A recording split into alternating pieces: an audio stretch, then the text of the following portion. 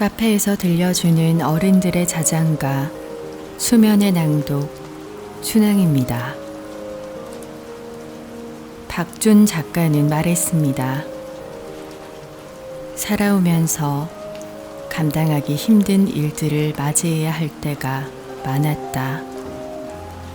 부당하고 억울한 일로 마음 앓던 날도 있었고, 내 잘못으로 벌어진 일에는 스스로를 무섭게 몰아붙이기도 했다.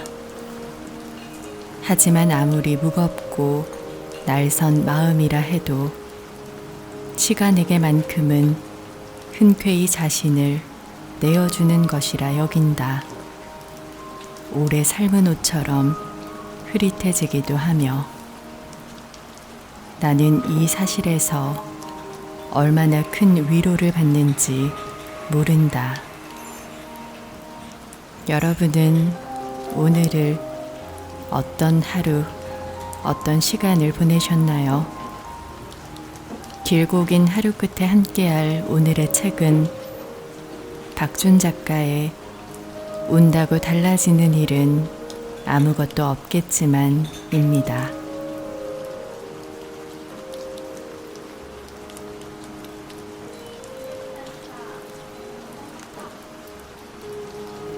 나는 누군가와 대화를 나눌 때 한 문장 정도의 말을 기억하려 애쓰는 버릇이 있다.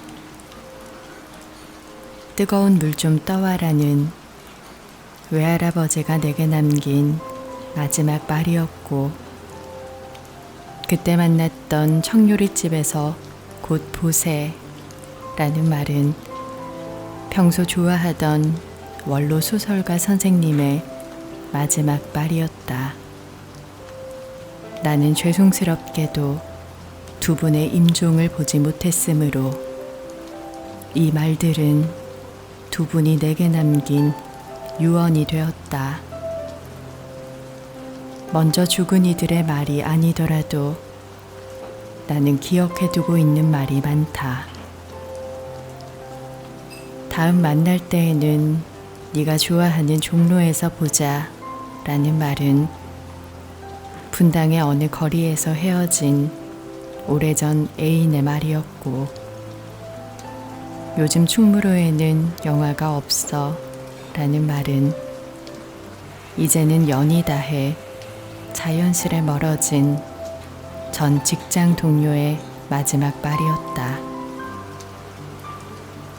이제 나는 그들을 만나지 않을 것이고, 혹 거리에서 스친다고 하더라도 아마 짧은 눈빛으로 인사 정도를 하며 멀어질 것이다. 그러니 이 말들 역시 그들의 유언이 된 셈이다. 역으로 나는 타인에게 별 생각 없이 건넨 말이 내가 그들에게 남긴 유언이 될 수 있다고 믿는다. 그래서 같은 말이라도 조금 따뜻하고 예쁘게 하려 노력하는 편이다. 하지만 쉬운 일은 아니다. 오늘만 하더라도 아침 업무 회의 시간에 전략, 전렬같이 알고 보면 끔찍한 뜻의 전쟁 용어들을 아무렇지도 않게 썼고, 점심에는 식당에서 우연히 만난 지인에게 언제 밥 먹자 라는 진부한 말을 했으며, 저녁부터는 혼자 있느라 누군가에게 말을 할 기회가 없었다. 말은 사람의 입에서 태어났다가 사람의 귀에서 죽는다. 하지만 어떤 말들은 죽지 않고 사람의 마음속으로 들어가 살아남는다. 꼭 나처럼 습관적으로 타인의 말을 기억해 두는 버릇이 없다 하더라도 대부분의 사람들은 저마다의 마음에 꽤나 많은 말을 쌓아두고 지낸다. 어떤 말은 두렵고, 어떤 말은 반갑고, 어떤 말은 여전히 아플 것이며 또 어떤 말은 설렘으로 남아있을 것이다. 검은 글자가 빼곡하게 적힌 유서처럼 그 수많은 유언들을 가득 담고 있을 당신의 마음을 생각하는 밤이다. 손편지를 주고받은 지가 오래다. 가장 최근에 받은 편지는 지난 봄 샌프란시스코에서 신혼여행을 보내고 있던 새 신랑에게서 온 것이었다. 사랑하는 시인께로 시작되어 여기에 와서 다른 사람들의 삶을 보고 있자니 그저 어디에서건 사라지는 게 답답하고 또 좋습니다. 여백이 많지 않습니다. 로 끝맺는 짧은 편지였다. 하지만 그 편지가 내게 도착했을 무렵 그는 다시 서울에 돌아와 있었으므로 답서를 보내지는 못했다. 몇 해 전 누나를 사고로 잃었다. 그때 왜 그랬는지 몰라도 나는 그녀가 살던 오피스텔을 쫓기듯이 며칠 만에 서둘러 정리했다. 키타로라는 이름의 러시안 블루 고양이는 누나의 친구가 데리고 갔고 가방과 옷은 태웠으며 책은 버렸다. 한 달에도 몇 번씩 해외를 나다니던 직업 탓에 희귀하거나 고가인 물건들이 많았지만 당신의 눈에 그런 것들이 아깝게 들어올 리가 없었다. 하지만 단 하나도 버리지 못한 것이 있었으니 그것은 그녀가 이제껏 받은 편지였다. 10년은 더 되어 보이는 운동화 상자 몇 개에 그녀가 평생 받은 편지들이 가득 들어 있었다. 봉투에 우표가 붙거나 소인이 찍힌 것보다는 편지지를 딱지 모양으로 만들거나 노트 같은 것을 찢어 접어놓은 것들이 많았다. 쪽지처럼 짧은 내용도 있었고 두루마리 화장지에 작은 글씨로 적힌 긴 편지도 있었다. 나는 편지들이 궁금해 손에 잡히는 대로 펼쳐보았다. 한참을 읽어보다 조금 엉뚱한 대목에서 눈물이 터졌다. 1998년 가을 여고 시절 그녀가 친구와 릴레이 형식으로 주고받은 편지였는데 오늘 점심은 급식이 빨리 떨어져서 밥을 먹지 못했어 라는 내용이 적혀 있었다. 이미 이 세상에 없는 사람이 10여 년 전 느낀 어느 점심의 허기를 나는 감당해낼 재간이 없었다. 그것으로 편지 훔쳐보는 일을 그만두었다.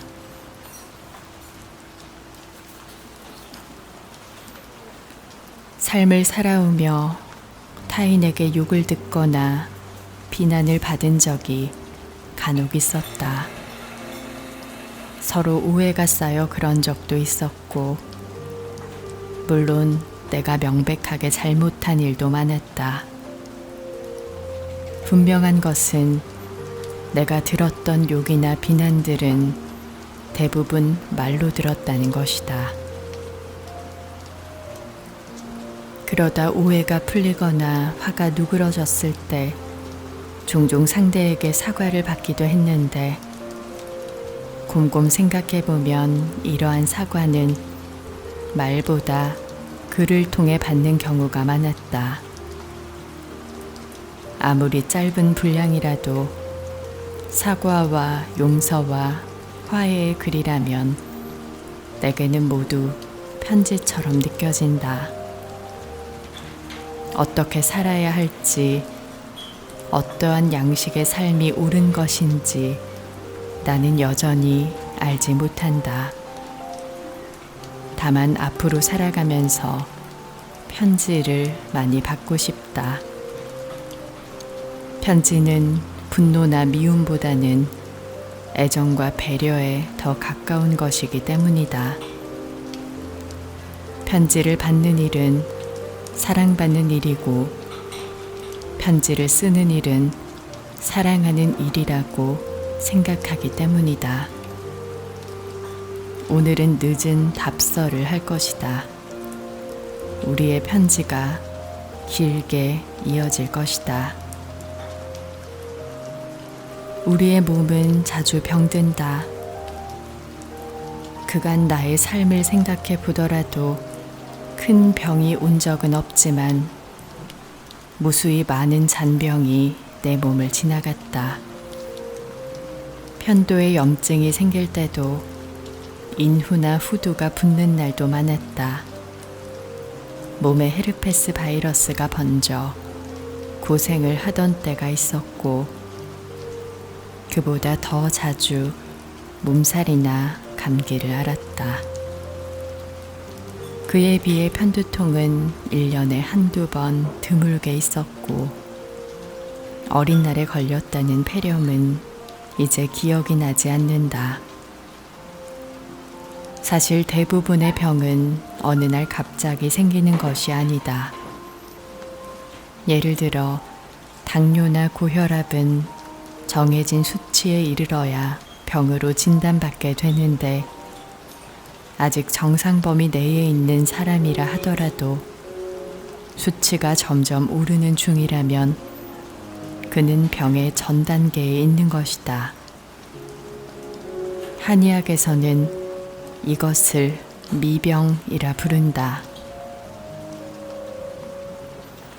이 미병의 시기는 치료가 수월한 반면 스스로 잘 알아차리지는 못한다. 나는 이것이 꼭 우리가 맺고 있는 타인과의 관계와 비슷하다는 생각을 한다. 사람과 사람의 관계가 깨어지는 것은 어느 날 갑자기 일어난 사건보다는 사소한 마음의 결이 어긋난 데에서 시작되는 경우가 더 많다. 하지만 안타깝게도 우리는 이것을 별 대수롭지 않은 것으로 넘기고 만다. 증상과 통증은 이제 미병이 끝나고 우리 몸에 병이 시작되었음을 알려준다. 대부분의 장기와 기관들은 통증을 통해 자신의 존재를 알린다. 위통이 시작된 후에야 위가 여기쯤 있었다는 것을 알게 되고, 아픈 곳은 허리인데 손발이 먼저 저려올 때 온몸의 신경이 연결되어 있음을 새삼 느끼게 되는 것이다. 나는 이 사실에서도 다시 사람의 인연을 생각한다. 관계가 원만할 때는 내가 그 사람을 얼마나 생각하고 그 사람이 나를 얼마나 생각하는지 그게 신경 쓰지 않는다. 한 사람이 부족하면 남은 한 사람이 채우면 될 것이라 생각하기 때문이다.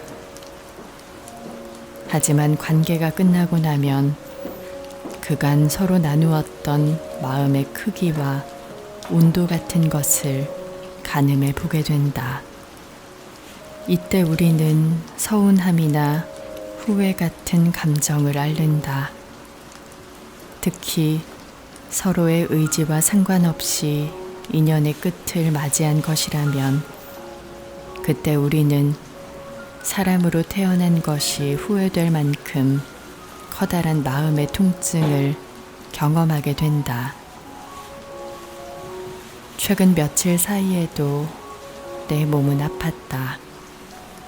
늦게까지 일을 하고 더 늦게까지 술을 마신 일상의 끝물 같은 것이라 생각했다.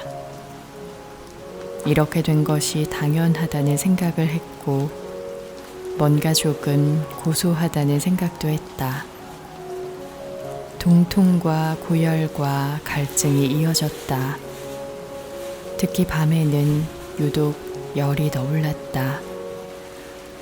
심할 때는 내가 누워있는 방의 풍경이 비현실적으로 느껴졌다. 손으로 어깨를 만져보았을 때 이물감 같은 것이 들었는데, 이 느낌은 내가 다른 사람의 어깨를 짚고 있는 듯도 하고, 혹은 다른 사람이 내 어깨를 짚어주는 것 같기도 했다. 나는 그것이 싫지 않았다. 그렇게 잠이 들었다 깨어나면 서늘한 아침과 함께 여전히 누구인가가 내 어깨를 짚어주고 있을 것만 같았다. 연인의 발과 내 발을 맞대지 않는다. 사랑하는 이에게 신발을 선물하지 않는다. 방에 들어갈 때 문지방을 밟지 않는다. 빈 가위질을 하지 않는다. 밤에 휘파람을 불지 않는다. 사람의 이름을 붉은 글씨로 쓰지 않는다. 중요한 시험을 앞두고 미역국을 먹지 않는다. 생각해보면 나는 얼굴 한번 본 적 없는 사람들이 만들어낸 미신 같은 말을 잘도 믿고 지키며 살아왔다. 그러면서도 정작 믿어야 할 사람에게는 의심을 품은 채 그 사람과 그의 말을 믿지 않을 때도 있었다. 어디 타인뿐이었던가. 삶의 순간마다 나는 스스로에게조차 마음을 내어주지 않을 때가 많았다. 믿으면 믿는 만큼 상처로 돌아올 것만 같았다.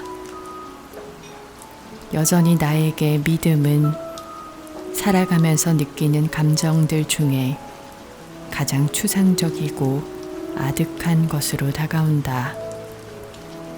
이 추상과 아득함은 내가 지금 믿고 있는 상대가 배신을 할지도 모른다는 불길함보다는 믿음이라는 나의 감정이 언젠가는 닳고 색이 바를지도 모른다는 불안감에서 온다.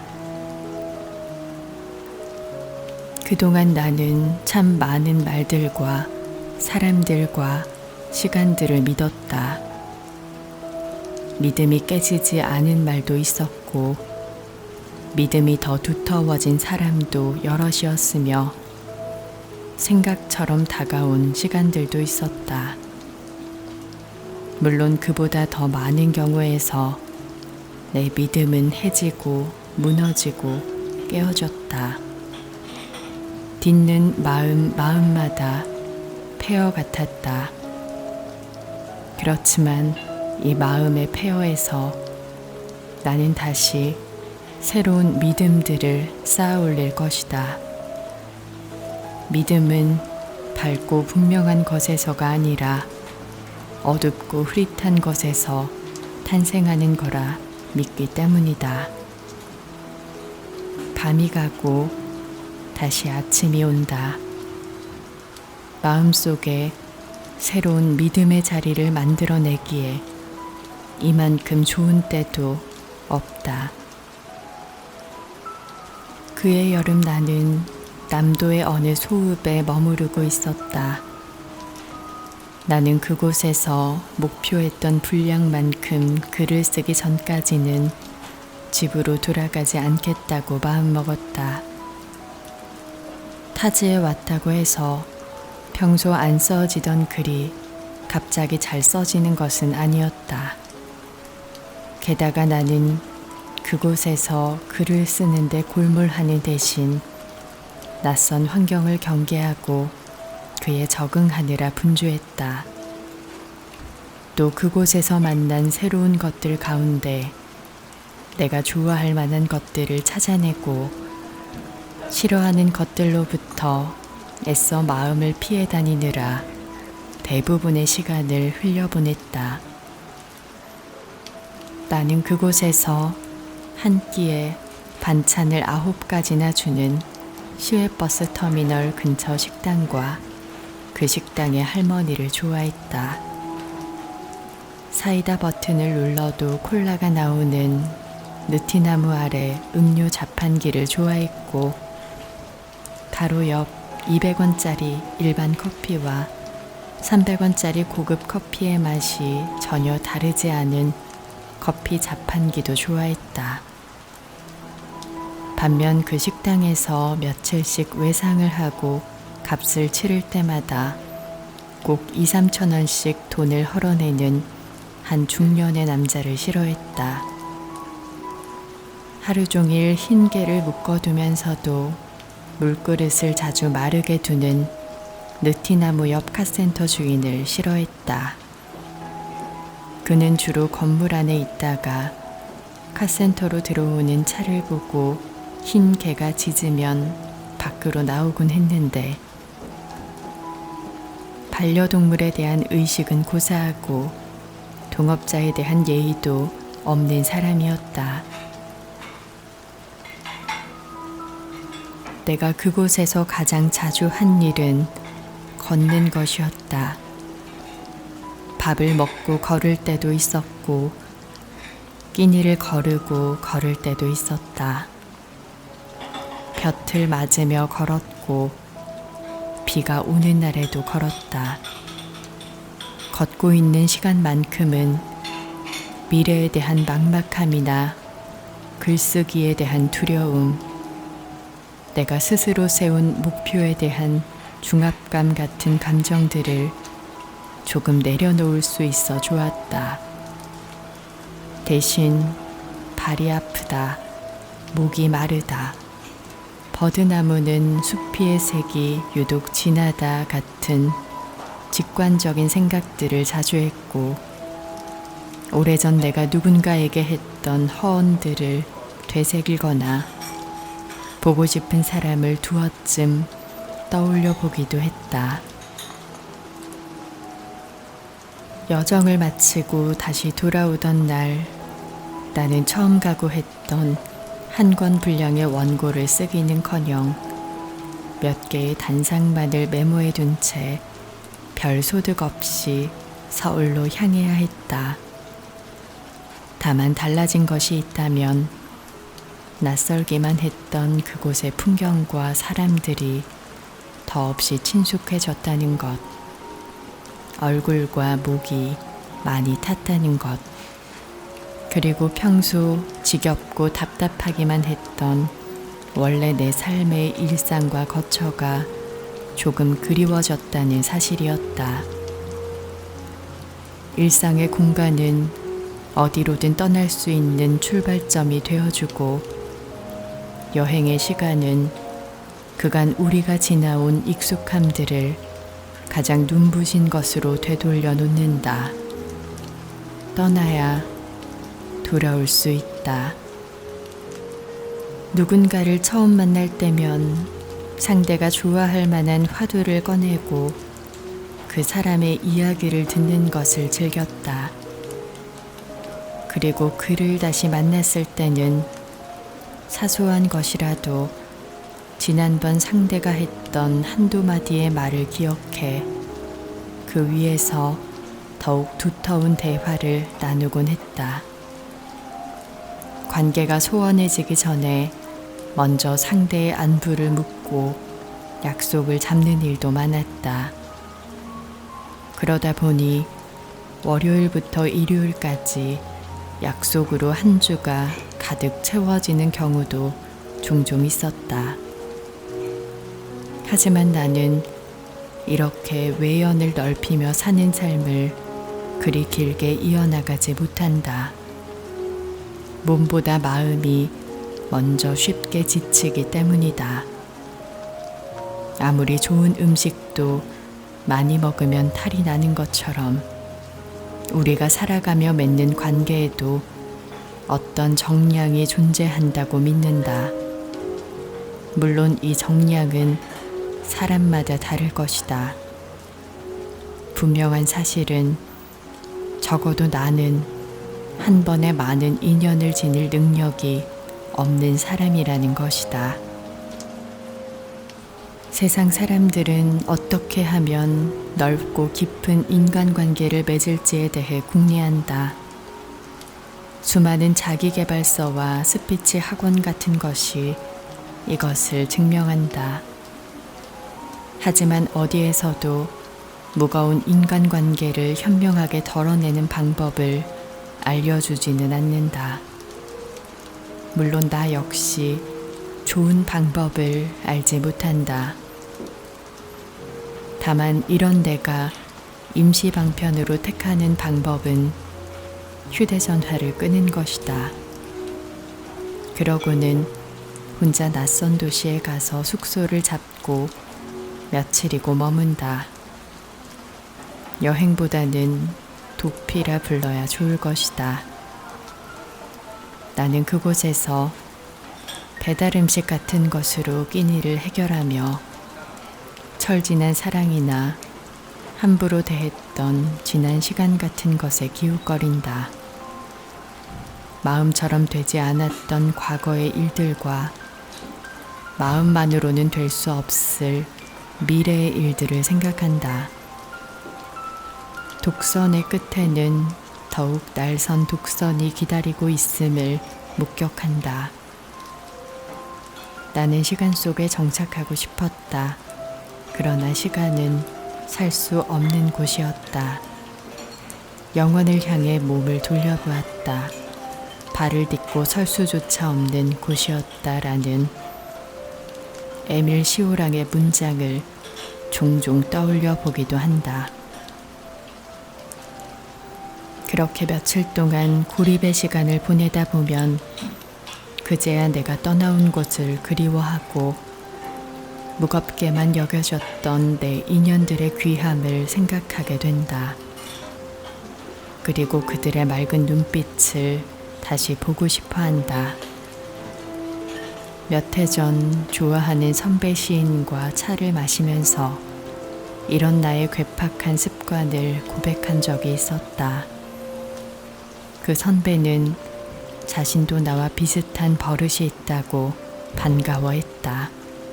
그리고 이런 말을 덧붙였다. 고독과 외로움은 다른 감정 같아. 외로움은 타인과의 관계에서 생기는 것일 텐데, 예를 들면 타인이 나를 알아주지 않을 때 드는 그 감정이 외로움일 거야. 다시 봄이 왔다. 긴 겨울 동안 미뤄두었던 약속들이 벌써부터 잦아지고 있다.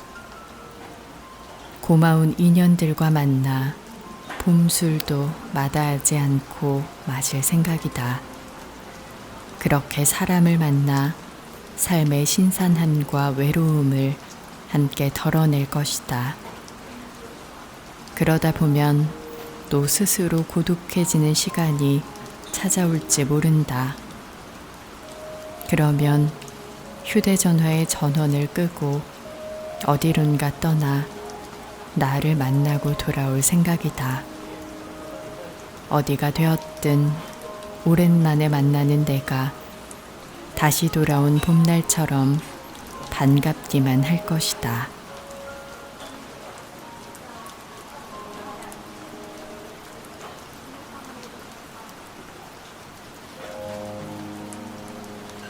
오늘 읽어드린 책은 박준 작가의 운다고 달라지는 일은 아무것도 없겠지만입니다. 유스라는 영화에는 열정적인 노년의 영화감독 믹이 나옵니다. 믹은 젊은 제자에게 망원경을 주면서 저기 산이 보이나? 라고 물어요. 제자가 아주 가까이 보인다고 대답하자 믹은 말합니다. 그래, 젊을 땐 모든 게 가까이 있는 것 같지. 다 미래니까. 그리고 다시 망원경을 반대로 보게 하고 말합니다. 하지만 나이가 들면 모든 게 멀리 있는 것 같지. 다 과거니까.